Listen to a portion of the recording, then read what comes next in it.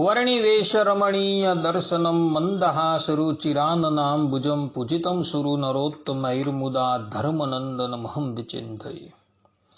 असतो मा षड्गमय तमसो मा ज्योतिर्गमय मृत्युर्मा अमृतं गमयः। ओम शांति शांति शांति। अस्मद्गुरु समारंभां नाथयामुनमध्यमां लक्ष्मी वल्लभ पर्यंतां वंदे गुरु परंपरा। આજની જ્ઞાન સભાની અંદર પધારનારા બધા જ ભગવત ભક્તોને વેદાંતાચાર્ય પુરાણ ઇતિહાસ આચાર્ય એમએ ફિલોસોફી શાસ્ત્રી રાકેશભાઈના હેતપૂર્વક જય સ્વામિનારાયણ। ભક્તો, આજની આ જ્ઞાન સભાની અંદર આપણે બધા મહર્ષિ વાલ્મીકીજીના પૂર્વ જીવન વિશે થોડી વાત શ્રવણ કરીશું। તો બધા જ શ્રોતાગણો આ વાલ્મીકીજીનું પૂર્વ જીવનનું ચરિત્ર જે છે એ એકાગ્ર મને કરીને શ્રવણ કરે અને એને આત્મસાત કરી લે। તો વાલ્મીકી ઋષિ ત્રીજા જન્મની અંદર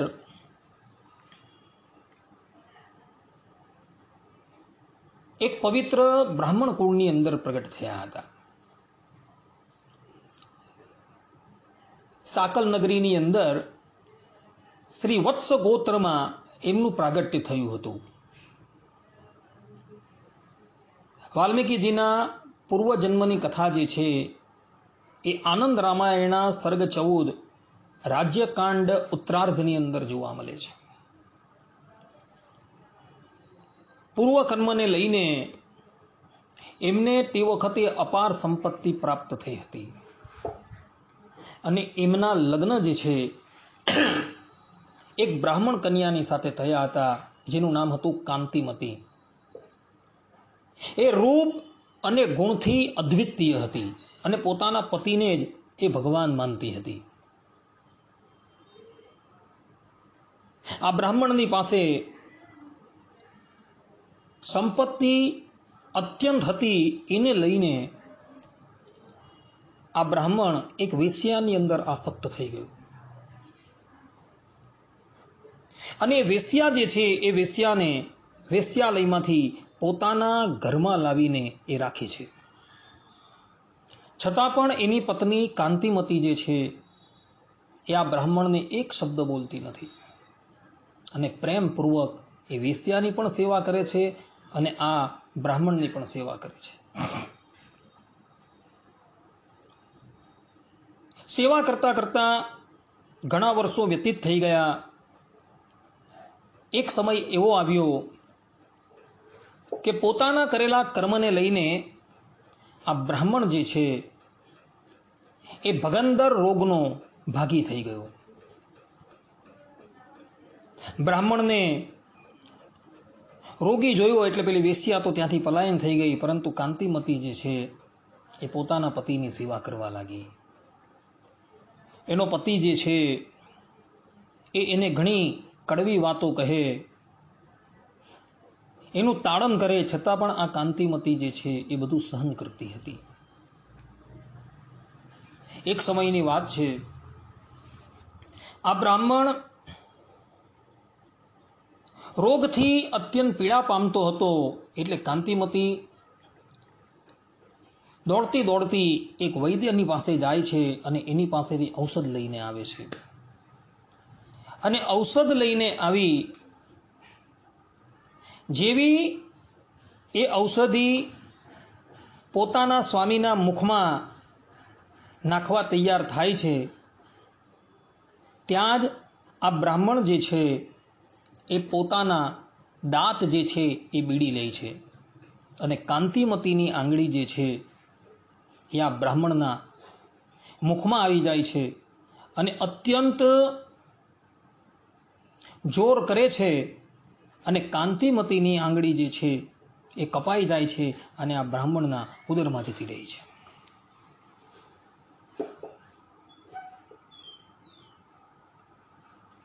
આ બ્રાહ્મણ એ રોગમાંથી પછી ક્યારેય પણ મુક્ત થતો નથી અને એમ કરતા જ એ પોતાનો દેહ જે છે એ ત્યાગ કરી દે છે।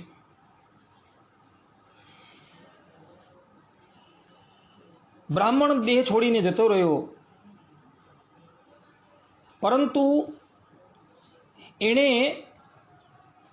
એના જીવનની અંદર કોઈ સત્કર્મ કરેલું ન હતું, પરંતુ એની પત્ની જે છે કાંતિમતી એ પતિવ્રતા હતી.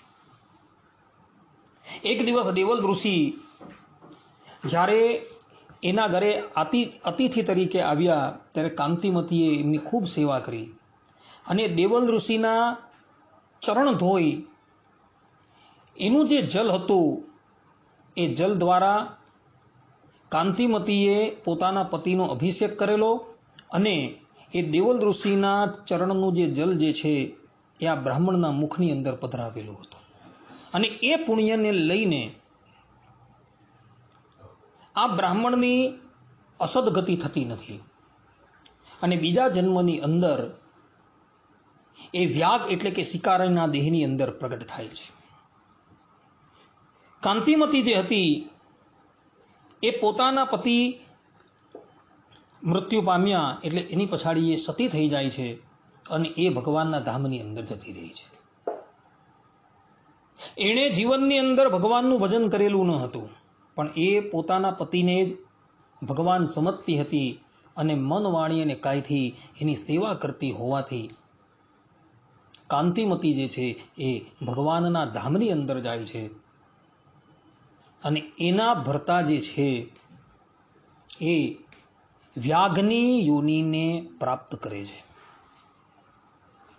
અને એ વ્યાઘની યોનિની અંદર પેલી જે વેશ્યા હતી એ વેશ્યા આ વ્યાઘની પત્ની બને છે. વ્યાઘ એટલો બધો ક્રૂર હોય છે કે જતા આવતા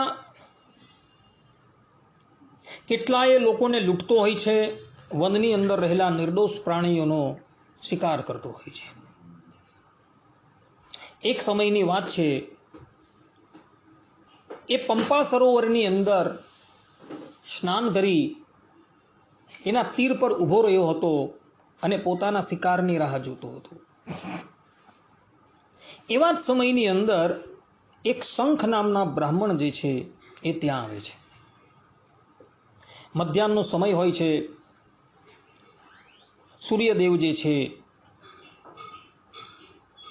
એ ખૂબ તપતા હતા ને એવા સમયની અંદર આ બ્રાહ્મણ જે છે, શંખ નામના બ્રાહ્મણ ત્યાં આવે છે એટલે આ વ્યાગ જે છે એ એને લૂંટી લે છે. બ્રાહ્મણની પાસે જે પણ કંઈ સંપત્તિ હતી એ બધી જે લૂંટી લે છે, એના પગની અંદર પહેરેલા પગરખા સુદ્ધા પણ એ લઈ લે છે અને બ્રાહ્મણને ત્યાંથી કાઢી મૂકે છે. બ્રાહ્મણ બિચારા ગ્રીષ્મ ઋતુની અંદર સૂર્યના તાપની અંદર પગરખા પહેર્યા વગર ચાલતા જતા હોય છે, પરંતુ સૂર્યનો તાપ એટલો બધો હોવાથી એ એક સ્થાન પર આવીને બેસી જાય છે. આ તરફ પેલો જે વ્યાગ હતો એના મનની અંદર થોડી કરુણા ઉત્પન્ન થાય છે. એ મનોમન વિચારે છે કે અમે બ્રાહ્મણની બધી સંપત્તિ લૂંટી લીધી, પરંતુ એના આ પગરખા જે છે એ લઈ લીધા, એ યોગ્ય ન કર્યું. માટે હું એના પગરખા જે છે એ પાછો આપી આવું, જેથી કરીને એ માર્ગની અંદર કંઈક ચાલી તો શકે. એ દોડતો દોડતો બ્રાહ્મણ દેવતાની પાસે પહોંચે છે. એ વખતે બ્રાહ્મણ દેવતા એક વૃક્ષ નીચે બેઠેલા હોય છે. વ્યાગ એની પાસે આવે છે અને પગે લાગે છે અને કહે છે કે બ્રાહ્મણ દેવતા, આ પગરખા જે છે એ તમે લઈ લો. વ્યાગ દ્વારા પગરખા અપાયા એટલે બ્રાહ્મણ દેવતા બહુ પ્રસન્ન થયા. એ બ્રાહ્મણ દેવતા યોગી હતા. વ્યાગ જે છે એ બ્રાહ્મણ દેવતાને પૂછે છે કે દેવ, હું સ્વભાવથી જ અત્યંત ક્રૂર છું, પછી મારી અંદર આ પ્રમાણેની કરુણા કેવી રીતના ઉદય થઈ? ત્યારે એ શંખ નામના જે બ્રાહ્મણ જે છે એને પૂર્વજન્મનું ચરિત્ર કહે છે અને કહે છે કે પૂર્વજન્મની અંદર તું બ્રાહ્મણ હતો અને એ વખતે તારી પત્ની કાંતિમતીએ દેવલ ઋષિના ચરણનું જળ જે છે એ તારા મુખની અંદર પધરાવેલું હતું અને એને લઈને તારા કેટલાક પાપો જે છે એ સમાપ્ત થઈ ગયા હતા, પરંતુ તારા થોડા પાપ અવશિષ્ટ રહ્યા હતા, એટલે માટે તું આ વ્યાઘની યોનિની અંદર આવેલો છે. અને એ દેવલ ઋષિના ચરણામૃતના પ્રતાપથી તારી બુદ્ધિની અંદર થોડી સત્વતા જે છે એ પ્રગટ થયેલી છે, એટલે તારી અંદર આ પ્રમાણેની કરુણા આવેલી છે. હવે પછી તારો જન્મ જે છે એક સર્પિણીના ગર્ભથી થવાનો છે. કૃણુ નામના એક તપસ્વી જે છે એ તપસ્યા કરી રહ્યા છે, અને તપસ્યાના અંતમાં જ્યારે એ આંખ ખોલશે ત્યારે એમના નેત્રોમાંથી જળ પડશે. એ જળને એક સર્પિણી જે છે એ ગ્રહણ કરી લેશે, અને એ સર્પિણીને ગર્ભ રહી જશે ને એના થકી તારું પ્રાગટ્ય થશે. આટલું કહીને પેલા બ્રાહ્મણ દેવતા ત્યાંથી જતા રહી છે. થોડા કાળ પછી આ વ્યાગનો દેહ જે છે એ સમાપ્ત થઈ જાય છે, અને પછી એ બ્રાહ્મણ દેવતાએ કહ્યા પ્રમાણે એ આ સર્પિણીના ગર્ભથી જન્મ લે છે. એ વખતે એનો જન્મ જે છે એ કિરાટના રૂપમાં થયો હતો, અને કિરાટ લોકો જે છે એ એનું પાલન કરતા હોવાથી અને કિરાટ લોકોનો સંગ હોવાથી આ બ્રાહ્મણના વીર્યથી પ્રગટ થયેલો બાળક જે છે એ પણ કિરાટ બની જાય છે. આ પ્રમાણેની કથા ભક્તો આનંદ રામાયણની અંદર જોવા મળે છે. બીજી એક કથા જે છે એ કથા પુરાણોની અંદર આવે છે, જેની અંદર પણ વાલ્મીકીજીની ઉત્પત્તિ બતાવવામાં આવેલી છે. વાલ્મીકી ઋષિ પોતે પ્રચેતાના 11મા પુત્ર હતા. આ વાત જે છે ભક્તો એ રામાયણની અંદર જોવા મળે છે. પ્રચેતાના 10મા પુત્ર હતા. વાલ્મીકી રામાયણની અંદર ઉત્તરકાંડની અંદર મહર્ષિ વાલ્મીકી પોતાના સ્વમુખે કહે છે, પ્રચેતશો અહમ 10મઃ પુત્રો રાઘવનંદન, કે હે શ્રી રામ, હું પ્રચેતાનો 10મો પુત્ર છું. આ પ્રમાણે મહર્ષિ વાલ્મીકીએ પોતાનો પરિચય જે છે એ પોતાના મુખે આપેલો છે. કોઈને શંકા થાય કે પ્રચેતાના પુત્ર હતા તો પછી એ લૂંટારૂ કેવી રીતના બની ગયા?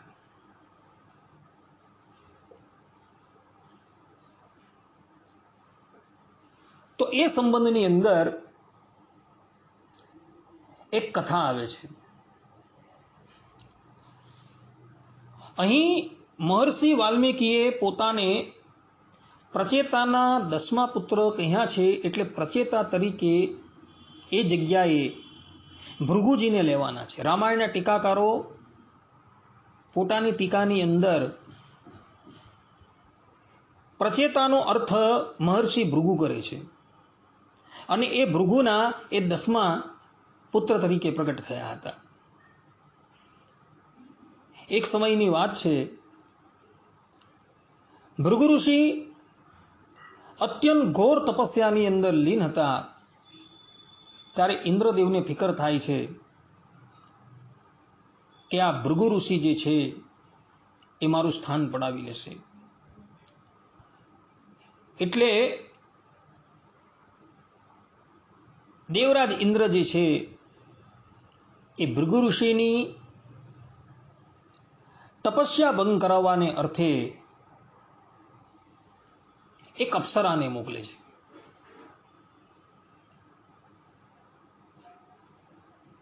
અપ્સરા આવી પોતાના હાવભાવથી ભૃગુ ઋષિને પોતાના તરફ આકર્ષિત કરે છે અને એવા જ સમયની અંદર ભૃગુ ઋષિનું જે શુક્ર જે છે એ સ્ખલિત થઈ જાય છે અને એ શુક્ર એક વાલ્મીકની ઉપર પડે છે અને વાલ્મીકમાંથી એક બાળક જે છે એ પ્રગટ થાય છે. કહેવાનું તાત્પર્ય એ છે કે ભૃગુ ઋષિનું વીર્ય જે છે એક વાલ્મીકની ઉપર પડે છે અને જ્યાં એનું વીર્ય એ વાલ્મીક પર પડ્યું એમાંથી એક નાના બાળકનું પ્રાગટ્ય થાય છે. એ સમયે એ બાળક જે છે એ અસહાય અવસ્થાની અંદર વનની અંદર જ રહેતો હોય છે. તે સમયે એક ભીલને આ બાળક પ્રાપ્ત થાય છે અને એ બાળકને લઈને પોતાના ઘરે આવે છે અને આ બાળકનો ઉછેર જે છે એ ભીલોના ઘરે થાય છે. ભીલ લોકોની આજીવિકા જે છે એનાથી તો બધા જ પરિચિત છે. ભીલ લોકો હંમેશા લૂંટફાટ કરતા હોય છે, શિકાર કરતા હોય છે અને એ ભીલોના જ સંસ્કાર જે છે એ આ બ્રાહ્મણ બાળકની અંદર આવી ગયા હતા.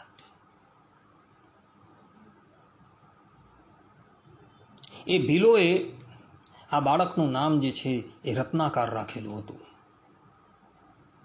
રત્નાકર મોટો થયો એટલે એણે પણ ભીલોની જે પ્રમાણેની આજીવિકા હોય તે જ પ્રમાણે આજીવિકા જે છે એ અપનાવી લીધી. એ પણ આવતા જતા બધા જ લોકોને લૂંટતો હતો અને લૂંટતો અને પાછો એને એ મોતને ઘાટ પણ ઉતારી દેતો હતો.